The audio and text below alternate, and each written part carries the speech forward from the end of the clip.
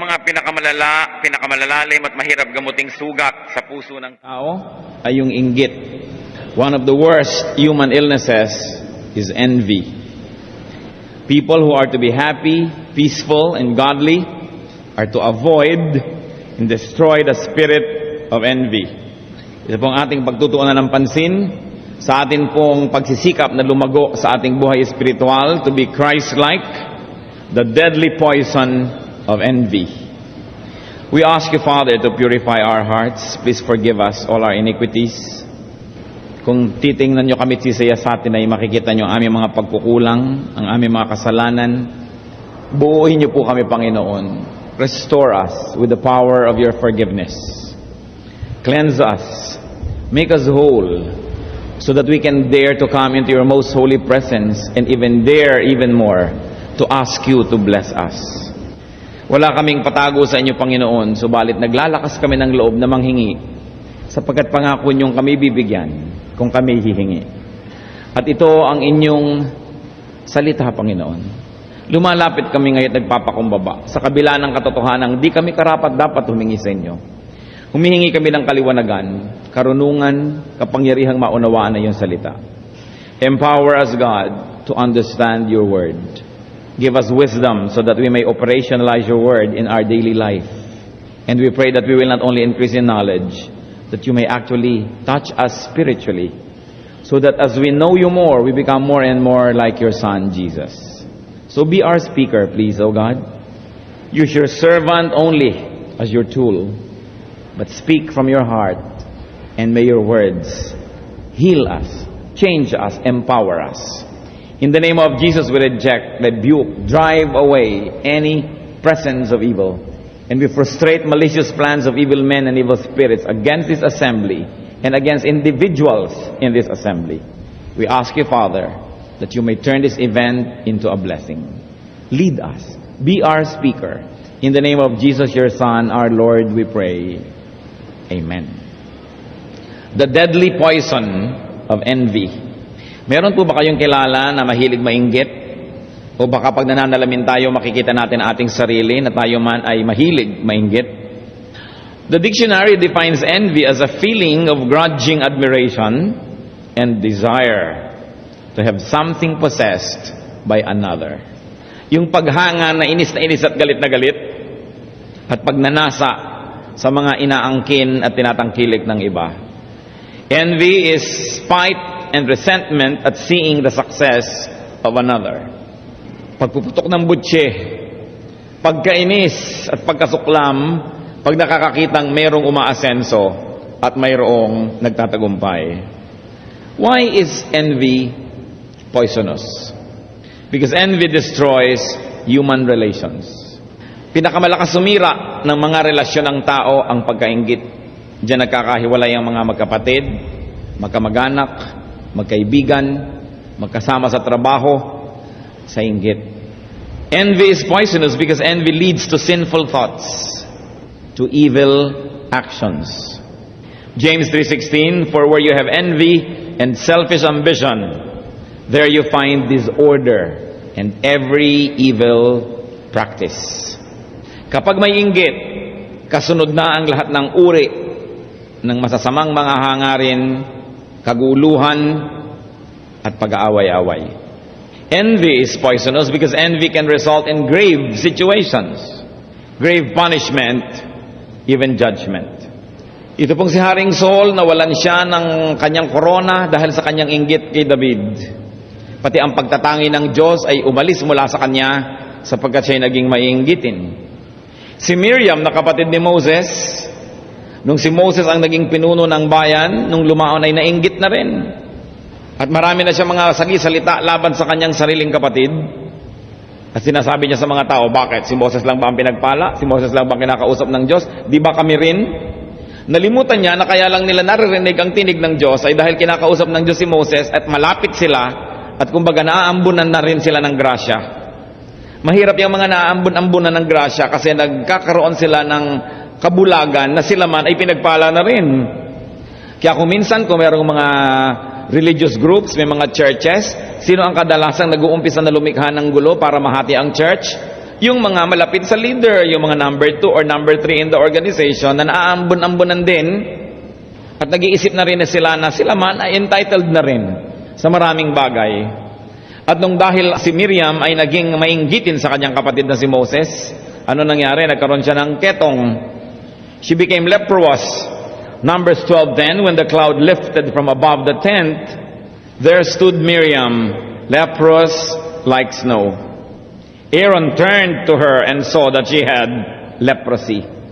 And leprosy was the worst disease that could ever visit a person, especially in the olden times when it was incurable.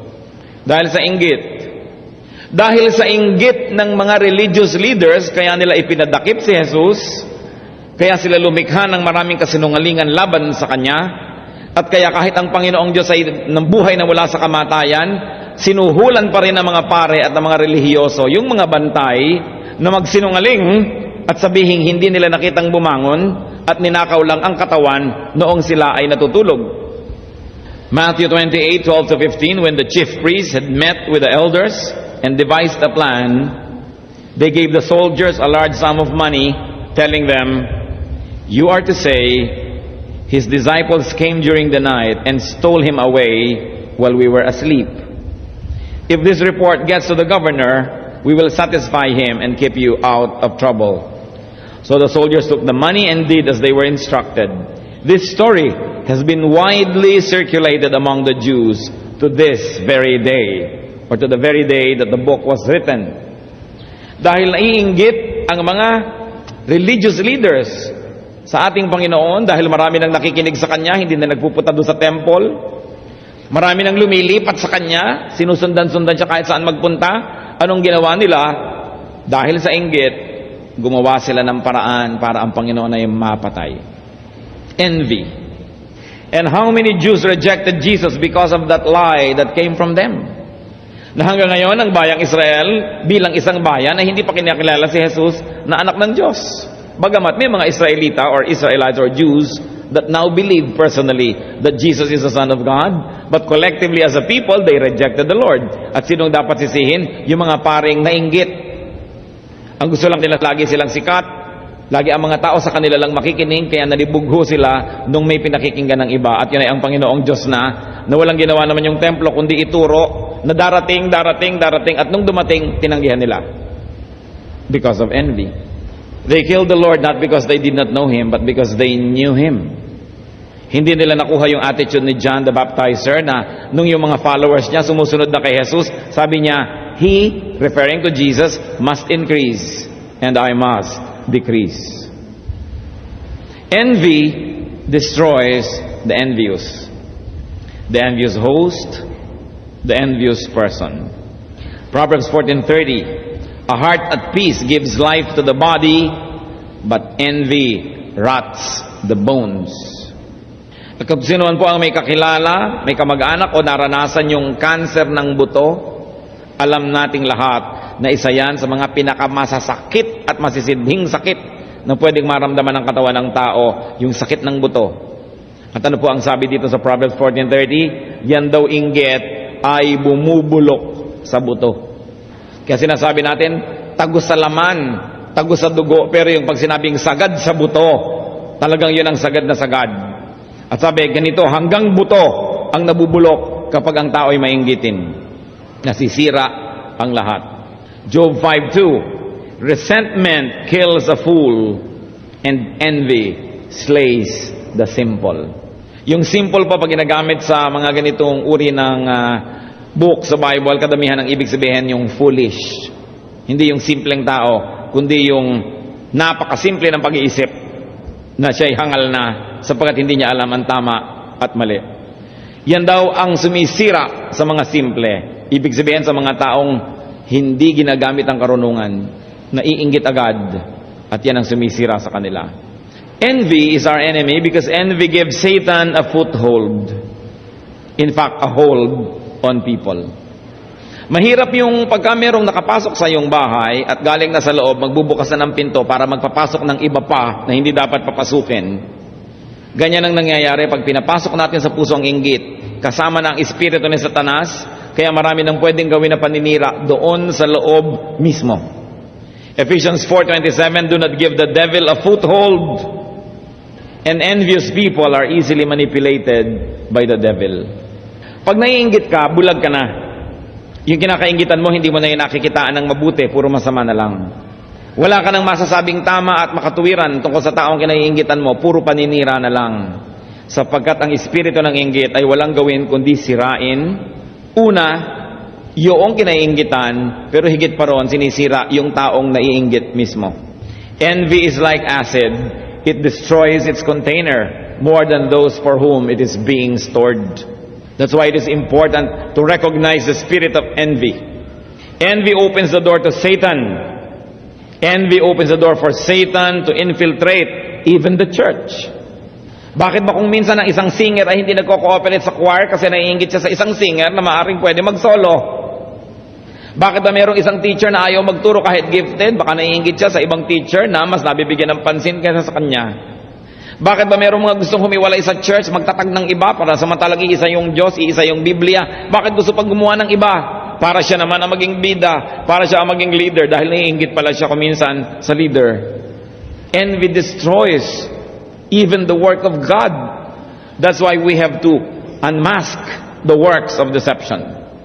Who and what are the usual objects of envy? Sino ba't ano-ano ang pinakamadalas makainggitan? Family members. Ang mga inggitan, kadalasan, unang-una, nagsisimula sa magkakapatid. Nakita nyo, ang magkapatid na anak ni Eva at ni Adan, nainggit ang isa, dahil natuwa ang Diyos doon sa offering ng isa, at ang isa hindi tinanggap ang kanyang offering, pinatay ang kapatid. The first murder recorded in the Bible happened between brothers. Hindi malayo na merong isang dalaga na kaya pala inis na inis sa kanyang kapatid, dalaga na sila dahil nung maliliit pa ay naiinggit siya. Bakit siya laging napupuri dahil maputi tapos ako'y maitim? Makinis siya tapos ako'y mapeklat. Matalino siya tapos ako'y hindi. Mabango siya tapos ako amoy baka. May mga ganyan pong istorya na magkakapatid. Kung minsan 40, 50, 60 anyos na. Ting nagpa-family reunion, hindi sila warm to each other. Akala mo meron kung anong alitan. Yung pala bumabalik pa doon sa kanilang pagkabata, nagkakainggitan. Yung mayaman ng isang kapatid, naiinggit ang isang kapatid. Sakitin yung isa, laging inaalagaan ng ina, naiinggit yung isa dahil hindi siya inaalagaan. Kasing lakas naman kasi siya ng kalabaw. Siyempre, ang mga magulang kung minsan, nabibigyan mo ng mas maraming atensyon yung mas mahina, naiinggit naman yung iba. You know, the worst resentment present in human society can be between brothers and sisters. Brothers and brothers, sisters and sisters. Hindi na kailangan lumayo.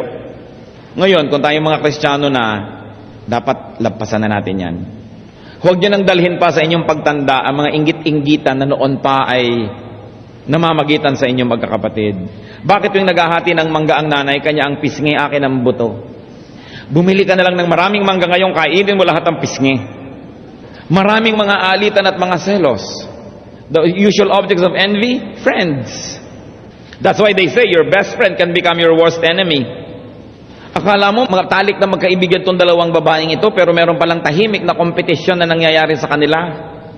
Kung kaninong hikaw ang mas malaki, kung kaninong nobyo ang mas mayaman, kung kaninong bag ang mas kapartner ng sapatos, kung kaninong panyo ang mas maraming burda. Alam nyo mga kapatid, ito hindi ako naubos maisip. Dahil hanggang ngayon nakakakita pa ako nito. Matatalik na magkakaibigan. Although nangyayari sa mga lalaki, pero mas masahol sa mga babae. Magkakaibigan pero nagkokompetisyon. Nagpapagandahan, nagpapatalinuhan, nagpapatalbugan, pero magkaibigan. Sinasayang yung oras nyo. Sa halip na tumitibay ang pakikipagkaibigan, yung pala ay sinisira lang dahil sa inggit. Siyempre, mas marami siyang manliligaw, tapos ikaw naman, laging taga-abot na lang ng sulat. At ngayon hindi na uso ang sulat, lagi kang natatanong ng, ano bang text niya, anong number? Anong number ng cellphone? Tapos ang cellphone mo hindi nahihingi. Tagabigay ka na lang lagi, so may inggit ka ngayon. Kaya yung mga magkakaibigan, nagkakainggitan yan eh. Workmates. Naiinggit ka sa kanya dahil bakit siya umaasenso, bakit siya natutuwa sa kanya yung mga amo, mga superior, bakit mas maganda ang desk niya, mas maganda ang office niya. Hindi na uubusan ng tao ng iniimbentong dahilan para mainggit. Associates. Kaya napakarami naghihiwalay ng mga associates. Minsan magkakasama yan, law office, si Tekla, Teklo, and Tekling, law offices. Mamaya sila itong maghiwa-hiwalay na naman. Associates ang kalaban, mga kaprofesyon. At kung minsan nakakalungkot, among pastors, mga pastor pang nagkakaingit-inggitan. Ay mas marami siyang member, ay mas malaki ang church nila, ay mas maganda ang choir nila. It happens even among spiritual workers. Why? Because Satan is alive and well. Kaya sinasabi, be careful, the devil is like a roaring lion looking for someone to devour. At ito, isa pa, neighbors. Yan ang mag-iinggitan, magkakapit-bahay. May dumating na TV sa kapitbahay, text agad si Mrs. sa asawa niya na nasa Iraq. Magpabaril ka para mahalang bayad dahil kailangan mas malaki ang TV natin kaysa sa TV ng kapitbahay natin. May piano sila, dapat may piano tayo. Maganda ang hagdan nila, so palagay tayo ng escalator sa bahay natin. Alam niyo po yung pakikipag-inggitan ng mga magkakapitbahay, napakarami ng naging biktima niyan. Mas maganda ang silya nila, bumili tayo ng magandang silya kahit na ang liit-liit ng bahay, yung silya pampalasyo, hindi ka na makalakad. Wala ka ng lakaran sa lalaki ng silya na pampalasyo. May chandelier ang kapitbahay, mag-chandelier tayo, never mind na bungalow ang bahay natin, kaya nagkakanda untog-untog sa kanyang mga chandelier. Pakikipagyabangan sa mga kapitbahay. Malakas ang radyo nila, kailangan nating lakasan ang speaker natin. Palakasan, payabangan. People who are close, who are near and proximate to each other, usually are the ones who become envious of each other.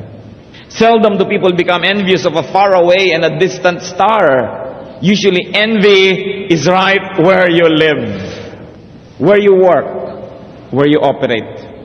The envious and the candidates of envy can come from your very immediate circle of friends and relatives. Kaya napakasama eh. Pag-aawayin ng mga magkakalapitang loob, paghihiwa-hiwalayin ng magkakamag-anak dahil sa inggit. What are the antidotes to envy? Ano ba ang panlaban natin dito sa sakit na ito? Unang-una, do not covet. Isa sa 10 utos ng Diyos, Exodus 20:17, you shall not covet. Huwag magnasa ng hindi sa'yo. Do not focus negatively on other people's accomplishments and acquisitions. Pag hindi sa'yo, wala ka nun, gusto mo yon, pagsikapan mong magkaroon. Pero huwag kang mainis at mainggit dun sa mga mayroon. Cultivate your God-given gifts. Focus on your own life rather than you focus on the accomplishments of others. It only becomes useful when you turn these people into inspirations. But if they become objects of your envy, you are going to destroy yourself. Make big things in your life. You know why many people are envious? Because there's nothing big happening in their lives. And in the absence of big things, small things become big to small minds. That's why you make war for no reason at all. You quarrel and fight for no reason at all because you have no big cause in your life. But when there is something big, such as serving God, serving humanity, developing your fullest potentials as a person, you are going to ignore many things because they become little when compared to your big ambitions and to your big undertakings. That's why people must find a big issue in their life and dedicate their effort, their life to that issue, to that cause, to godly causes, to great humanitarian causes. But when there's nothing big happening in your life, you will look at other people's lives and you will notice that there are big things in their lives and you can become envious. Kailangan asikasuhin mo ang buhay mo, yung binigay sa'yo ng Lord na talent, ang ina-assign sa'yo na gagawin mo dito sa yung daigdig ay gawin para hindi ka maging mainggitin. And of course, step one more, beautiful step farther, and to appreciate other people's accomplishment. Learn, benefit from people's accomplishment. Pag meron po kayong kapatid na nanalo sa beauty contest, huwag mo sasabihin sa mga kakilala mo, tingnan yung paa niyan, tingnan yung paa niyan, ay tinatago ang paa, pangit ang paa niyan. Tingnan mo ang tuhod niya. Hahanap ka agad ng pintas. Alam niyo po nung araw, we have a classmate in high school that went to college and then became summa cum laude and then became Binibining Pilipinas. And we were chatting about that because among the many summa cum laudes, she's the only beauty queen. And in the presence of many beauty queens, she's the only summa cum laude. But among our many so-called friends, she heard many terrible remarks. Sabi niya, nakikilala mo pala yung kaibigan mo pag nabibigo ka. Pero ang totoo niyan, mas nakikilala mo ang kaibigan mo pag matagumpay ka. Kasi maraming hindi kayang dibdib na nagtatagumpay ka, mamaliitin nila yung mga tagumpay. Kasi naiinggit. Dapat makigalak ka. At least pwede mo masabi, uy, may classmate ako nung araw, beauty queen, kahit hindi ikaw yung beauty queen. Pag meron silang magandang mga tahanan, huwag kang mainggit. Kung naimbita ka doon, nag-enjoy ka pa, makisali. Kung ikaw isinasali. Hindi yung lagi ka na lamang papalayo because you are envious. When people enjoy a good life, thank God that there is one less person to worry about. Pag may kaibigan ko, mag-anak na yumayaman, di ka man bigyan, pasalamat ka, nababawasan ng manghihingi sa'yo. Kung nabigyan ka pa, di lalo ka pang katanggap ng blessing nun. Yun lang, hindi ka na niya hihingan dahil yumaman siya, nabawasan ng yung mga pasanin sa buhay, dapat ka nang matuwa Pero hindi, kadalasan naiinggit ka. That's why people pull down one another. If envy has been successful in destroying us, repent. Confess and deal with envy. 1 Peter 2:21, rid yourselves of all envy. Mahirap dalhin ang inggit. And seek the Lord's healing, the Lord's restoration, and the Lord's empowerment when you have been restored. Jeremiah 15:19, therefore this is what the Lord says, if you repent, I will restore you. The envious person destroys others, but really he destroys himself.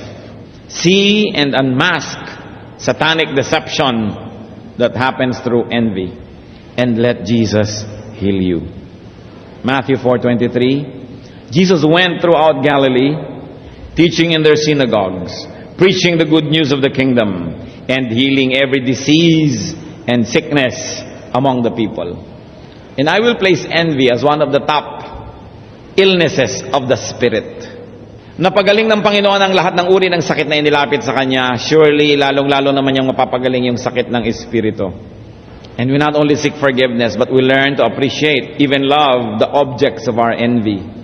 Kung mamahalin lang natin yung mga kinakainggitan natin, uunawain natin sila, makikita din natin marami silang mga kabigatang dinadala, marami rin na hirap na hinaharap, mababawas-bawasan ang ating inggit. Now, to the achiever, to the famous, to the rich, be sensitive to other people's feelings. Be kind, be helpful. Be as inconspicuous as possible. Kung mayaman ka na, hindi mo naman kailangan ipagsigawan pa. Kung maganda ka na, hindi mo na kailangan pang ipagwagwagan ang kagandahan mo, tapos nai-insecure yung mga nasa paligid mo. Pwede na tayong mag-dress down, mag-tone down, maging tahimik, dahil hindi na natin kailangan patunayan ng anumang bagay. So huwag na nating inggitin pa yung mga pwedeng mainggit. Kung merong pwedeng mainggit sa inyo dahil ang dami-dami nyong bag, pwede nyo naman sigurong piliin kung saan nyo ginagamit. Doon na lang sa hindi kayo magiging tampulan ng inggit. Kung marami kayong mga kabuhayan, be quiet. Be kind to those who might be tempted to be envious. Ano pong sabi sa Romans 15:1-2? We who are strong ought to bear the failings of the weak and not to please ourselves. Each of us should please his neighbor for his good, to build him up. So kung lagi na tayong napapansin, napupuri, pwede naman tayo ngayon ang mambabaligtad niyan at purihin natin at pansinin ng iba. Imbes tanggap tayo ng pansin at papuri, magbigay naman tayo ng pansin at papuri sa iba at nang sa ganun mabaligtad ang mga negative feelings that people have against you. Now to those who are tempted to be envious many times, very definitely do not envy the ungodly and the wicked. Kumisa kasi naiinggit tayo, buti pa siya naging corrupt yumaman, buti pa siya nandaya, naging makapangyarihan, buti pa siya makapal ang mukha, nananatili sa kanyang gustong panatilihan, Buti pa siya gumagawa ng mali, naging smuggler, naging drug pusher, naging ganito, umasenso tuloy. Sabi po sa Proverbs 24:19 to 20, "Do not fret because of evil men, or be envious of the wicked. For the evil man has no future hope, and the lamp of the wicked will be snuffed out." Huwag kainggitan ng masama kahit sa biglang tingin mukhang napaganda ang kalagayan niya dahil sa kanyang kasamaan, sapagkat meron siyang araw sa Diyos at haharap siya sa Diyos. Psalm 49:16 to 17. "Do not be overawed when a man grows rich, when the splendor of his house increases. For he will take nothing with him when he dies. His splendor will not descend with him." Sabi, wala namang permanent situation eh. Kung kulang ka sa ginhawa, kulang ka sa mga sarap sa buhay, lalo mong asikasuhing maging makadiyos para sa kabilang buhay man lang mahango ka na at makabawi ka. Pero kung nakalubog ka na sa hirap ngayon, tapos sisirain mo pa ang sarili mo sa inggit, sa paggawa ng masama, sa pag-iisip ng masama, sa kabilang buhay nahusgahan ka, di lugi ka na dito, lugi ka pa sa kabila. Kaya nga mas sa tingin mong parang kawawa at kapos at kulang dito sa mundong ito, lalo kang maging makadiyos. Hahanguin ka ni Lord sa iyong mga kahirapan, at kung hindi man masatisfy yung personal standards mo on what comfortable life can be, if you are in the Lord and you die in God's grace, at least you have eternity to enjoy God's goodness with and in. Mahirap na pala yung buhay dito. Sasama ka pa sa mga masasama, di lalo ka nang napahamak sa lalong mas matagal na panahon. Sabi ng Bible, huwag kayo masyadong humanga dyan sa iyong mayaman. Bagamat hangaan naman natin kung talagang ito ay pagsisikap, talagang pagpapawis, pagbabanat ng buto, di ka hanga-hanga kasi accomplishment. Pero huwag kang humanga to the point na nabulag ka na at nainggit ka na. Sabing ganun, ang asikasuhin mo yung buhay mo, magpakabadal ka at nang tumanggap ka ng pagpapala ng Diyos. 1 Peter 12, or rather 2:1 to 3, "Therefore rid yourselves of all malice and all deceit, hypocrisy, envy, and slander of every kind. Like newborn babies, crave pure spiritual milk, so that by it you may grow up in your salvation, now that you have tasted that the Lord is good." Huwag po tayong palason. Kung nalason na tayo nung araw ng inggit, tama na. Huwag nang ipagpatuloy. And very important, be detoxified, be purified by the forgiving power of God. Baka naman tayo sobrang insensitive to the feelings of the deprived. Kaya mahalaga, yung kapwa mo, binibigyan mo rin siya ng lugar. Sasabihin mo, kaya ko magbihis ng ubod ganda, pero babawasan ko ng konti, baka may mainggit pa eh. Alang-alang sa mga insecure, alang-alang sa mga envious, we try to be inconspicuous. Meron ba tayong kinakainggitan? Aming Diyos, salamat po sa paalala niyo. Salamat kung merong mga kasama kaming hindi maiinggitin. Salamat, Panginoon, sa ganong spirit. Subalit sa bawat isa na mainggitin, kahit man lang paminsan-minsang mainggitin pa rin, mangusap po kayo. Patawarin niyo kami, Panginoon, kung kami naging mainggitin noon, kung may mga nagawa kaming hindi maganda dahil sa aming inggit. Tingnan niyo po ang aming buhay, ang aming labi, ang aming bibig at aming isip. Kung hanggang ngayon, may dala-dala pa kaming pagiging mainggitin. Sinisiraan ba namin ang gawa o pagkatao ng aming kapwa dahil may inggit pala kami? Naiinis ba kami pag may nagtatagumpay o yumayaman o sumisikat? Nayayamot ba kami sa aming mga kapatid, kamag-anak, kung nalalampasan nila kami sa iba't ibang larangan ng buhay? Panginoon, ano-ano po ang ginagawa namin na ang tunay na ugat lang pala ay inggit? Sa mga nagsisikap sa amin na umasenso, dahil ba gusto lang naming umasenso o nakikipag-competition kami sa mga itinuturing naming kalaban? Sa mga nais mag-ayos ng sarili, magpaganda, dahil ba nais namin, Lord, to glorify your creation through beauty, or we are competing with others? When we like to excel in whatever we do, what is our motivation? Is it to glorify you, our Maker, who are excellent? Or are we just trying to be better than other people? Check our intentions, O God. Because you always look into the heart and the intentions behind our actions. Kung may nakikita po kayo, Lord, na kasalanan sa aming pag-iisip, sa aming pakikitungo sa kapwa, let your Spirit convict us. Magpalaya po kayo ngayon, Panginoon, sa araw na ito, sa sandaling ito, ng mga alipin ng inggit. Pinapanalangin namin, Panginoon, sino man ang mga kapatid at kasama naming narito ngayon na mainggitin. Di namin kilala, pero kilala nyo. Di namin alam, pero alam nyo. Panginoon, kumilos po kayo, Amang Diyos, alang-alang sa dugo ni Jesus. Alang-alang sa kanyang mga sugat at paghihirap. Palayain niyo po ang sino man ngayon ay gustong sumuko sa inyo at magpalaya sa inyo na humingi ng pagpapalayan niyo mula dito sa spirito ng inggit. Spirit of envy, in the name of Jesus of Nazareth, we drive you away from the hearts of our brothers and sisters. We destroy you by the power of the name of Jesus. And we expose your filthy acts and intentions by the light of the gospel. Panginoon, kumilos po kayo. Ipamukha nyo sa bawat isa sa amin ang aming pagiging mainggitin kung mayroon man kaming ganyang ugali. At ngayon na hindi bukas, hindi sa ibang araw, nais naming isuko ito sa inyo. Kayo'y Diyos at pag kayo nagsasalita ay marapat lang sundin. Hindi kami nakikinig para lang maging marunong, nakikinig kami para sumunod sa inyo. Mga kapatid, sa ating pananahimik, kung meron kayong kinikilalang pagiging mainggitin sa inyong sariling pagkatao, ihingi ng tawad sa Diyos ngayon, magpalinis at humingi ng kapangyarihang ito'y ibaon at limutin. Sa ilang saglit, manahimik tayo lahat sa harap ng Diyos. Siyasatin ang sarili, surrender to God and His spirit of envy, seek God's restoration and forgiveness, and be free. Let's be alone with the Lord for a while in silence. Move, O Holy Spirit. Move in our midst. Break down walls. Palambutin mo ang aming puso. Pumasok kayo, Espiritu ng Diyos. Linisin kami.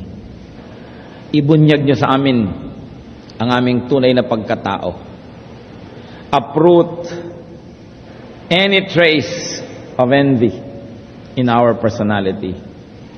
Lord, we cannot do this on our own. Only the power of your name, the power of your victory over death and sin can help us out of envious spirit, O God. Out of our envious disposition. Panginoon, salamat sa iyong pagkilos. Sa sino man na nawagan sa inyo tumingi ng tawad, igawad mo ito ayon sa iyong pangako. At kung meron sa aming kalagitnaan, Panginoon, at patuloy na dinadaya ng Espiritu at nagmamatigas, ipinagpipilitang hindi ako envious. Samantalang kung envious naman, Lord, let your Spirit work. We surrender ourselves to your ministration. Let no one leave this hall today without being touched by you in a powerful way. At sa mga hindi naman ito ang problema at hindi maiinggitin, pero siya namang nakakainggitan, turuan mo kami, Panginoong, mamuhay sa paraan na hindi kami kailangang maging tampulan ng pansin. Matulungan namin yung mga naiinggit sa amin, Panginoon, mahalin namin sila. At kung kami talaga namang maraming pinagpapalang tinatamasa, turuan mo kami, Lord, to share such good things with people so that instead of being envious, they will be glad that you are blessing us. Spirit of envy, in the name of Jesus, we reject and rebuke you. We destroy your hold on God's people by the name of Jesus of Nazareth. Spirit of envy, in the name of Jesus, we command you to leave these children of God.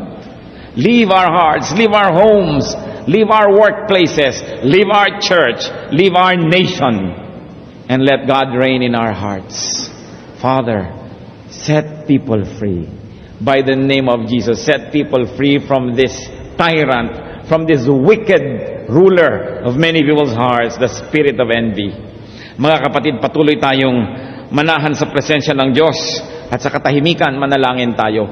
Ipanalangin natin kung may kilala tayong mga mainggitin at kung meron tayong mga kaguluhan sa ating mga pamilya, workplaces because of envy, pray to the Lord, intercede in the name of Jesus that the spirit of envy might be exposed and destroyed by the power of the name of Jesus. Be alone with the Lord, intercede for people you know who may be enslaved by the Spirit.